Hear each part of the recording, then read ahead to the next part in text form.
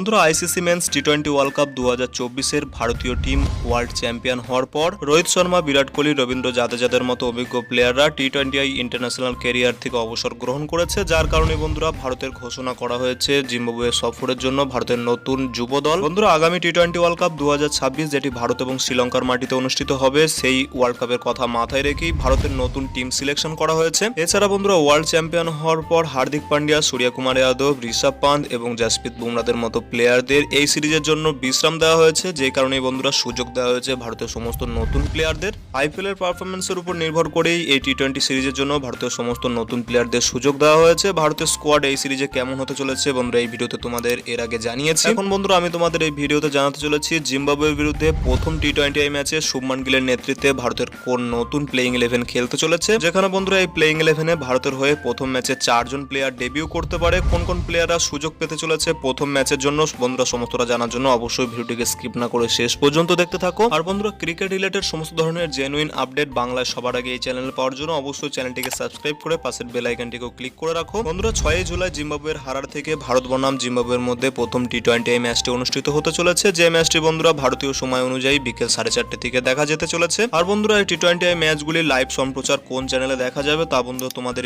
এই ভিডিওর মাধ্যমে জানিয়েছি। ভারতীয় দলে রাহুল দ্রাবিড়ের কোচ হিসাবে তার টেনিওর কমপ্লিট হওয়ার পর এই সিরিজে ভারতের নতুন দলের কোচিং এর দায়িত্বে রয়েছেন বিবিএস লাক্সমান। এবং বন্ধুরা যেহেতু ভারতের সমস্ত অভিজ্ঞ প্লেয়ারদের টি-20 ওয়ার্ল্ড কাপ চ্যাম্পিয়ন হওয়ার পর রেস্ট দেওয়া হয়েছে, যার কারণে বন্ধুরা এই সিরিজের জন্য শুভমান গিলকে ভারতের টি-20 সাইডের নতুন ক্যাপ্টেন ঘোষণা করা হয়েছে। এবং বন্ধুরা শুভমান গিলের নেতৃত্বে এই প্রথম টি-20 ম্যাচে ভারতের প্লেইং 11 কিছুটা এমন হতে চলেছে, যেখানে বন্ধুরা ক্যাপ্টেন শুভমান গিলের সঙ্গে ওপেনিং জুটিতে থাকতে চলেছেন সানরাইজার্স হায়দ্রাবাদের সেই বিধ্বংসী বাঁহাতি ওপেনার অভিষেক শর্মা। ডানহাতি বাঁহাতি এই ওপেনিং কম্বিনেশনের পর প্রথম টি-20 ম্যাচে প্লেইং একাদশে নাম্বার 3 পজিশনে খেলতে চলেছেন ঋতুরাজ গায়কোয়াড়। হ্যাঁ বন্ধুরা ঋতুরাজ গায়কোয়াড় একজন ওপেনার হলেও চেন্নাই সুপার কিংসের হয়েও তিনি কয়েকটি ম্যাচে নাম্বার 3 পজিশনে খেলেছেন, যার কারণে বন্ধুরা মনে করা হচ্ছে এই ম্যাচেও তিনি নাম্বার 3 পজিশনে খেলতে চলেছে। যার পর বন্ধুরা অভিষেক শর্মার পর রিয়ান পারাগও প্রথম টি-20 ম্যাচে ভারতের হয়ে ডেবিউ করতে চলেছেন। রাজস্থান রয়্যালসের হয়ে আইপিএল 2024 সিজনে দারুণ পারফরমেন্স করা সেই রিয়ান পারাগ ভারতীয় দলে সুযোগ পেতে চলেছে প্রথমবারের জন্য। নাম্বার 4 পজিশনে খেলতে চলেছেন রিয়ান পারাগ, যার পর প্লেইং 11-এ নাম্বার 5 পজিশনে অবশ্যই থাকতে চলেছেন ভারতের সেই দুর্দান্ত ফিনিশার রিঙ্কু সিং, যিনি বন্ধুরা